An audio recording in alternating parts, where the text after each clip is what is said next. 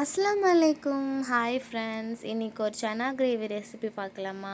அதுக்கு தேவையான பொருட்கள் ஃபஸ்ட்டு பார்த்துக்கலாம். 4 வெங்காயம் நல்லா குண்டு குண்டாக நறுக்கி வச்சுருக்கேன்.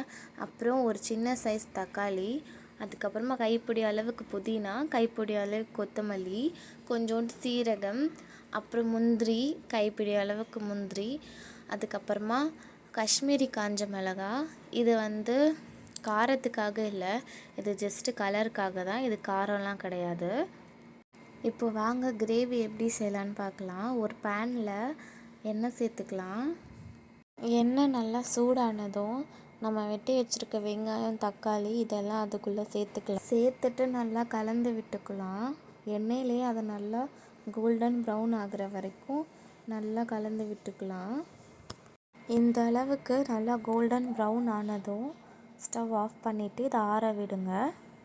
ஆறின பிறகு ஒரு மிக்ஸி ஜாருக்கு மாற்றிட்டு நல்லா மையாக அரைச்சிட்டு வந்துடலாம். இந்த மாதிரி நல்லா மையாக அரைச்சிட்ட பிறகு ஒரு பேனில் எண்ணெய் சேர்த்துக்கலாம். 2.5 டீஸ்பூன் எண்ணெய் சேர்த்துட்டு எண்ணெய் சூடானதும் நம்ம அரைச்சி வச்சுருக்க இந்த பேஸ்ட்டை இதுக்குள்ளே சேர்த்துக்கலாம். சேர்த்துட்டு நல்லா கொதிக்க வைங்க. இதோட பச்சை வாசனைலாம் போகிற வரைக்கும் நல்லா கொதிக்க வைங்க. இப்போ மசாலா பொருட்கள் எல்லாம் உள்ளே சேர்த்துக்கலாம்.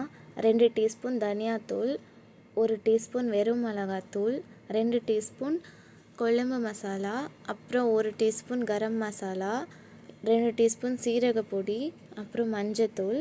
இதெல்லாம் இதுக்குள்ளே சேர்த்துக்கலாம். இப்போ தேவையான அளவு உப்பு சேர்த்துக்கலாம். உப்பு சேர்த்துட்டு நல்லா கொதிக்க விடுங்க. அதுக்கப்புறமா நம்ம பாயில் பண்ணி வச்சுருக்க சனாவை இதுக்குள்ளே ஆட் பண்ணிக்கலாம். சனாவை இதுக்குள்ளே சேர்த்துட்டு நல்லா கொதிக்க வைக்கணும். ஒரு 5 நிமிஷம் போல் நல்லா கொதிக்க வைங்க. அப்போ தான் அந்த கிரேவியோட மசாலாலாம் அந்த சனாக்குள்ளே நல்லா ஊறி வரும். அது வரைக்கும் ஒரு 5 நிமிஷம் மூடி வச்சு கடைசியாக கொஞ்சோண்டு கொத்தமல்லி நல்லா கொதிச்சிடுச்சு. அவ்வளோதான், நம்ம டேஸ்டியான சனா கிரேவி ரெடி ஆகிடுச்சு. இப்போ சர்வ் பண்ணிடலாமா? சனா கிரேவி சப்பாத்திக்கு பூரிக்கு செம்ம காம்பினேஷன். மறக்காமல் நீங்களும் ட்ரை பண்ணி பாருங்கள். பிடிச்சிருந்தா இந்த வீடியோவை லைக் பண்ணுங்கள். மறக்காமல் சப்ஸ்கிரைப் பண்ணிக்கோங்க. தேங்க்யூ ஃபார் வாட்சிங்.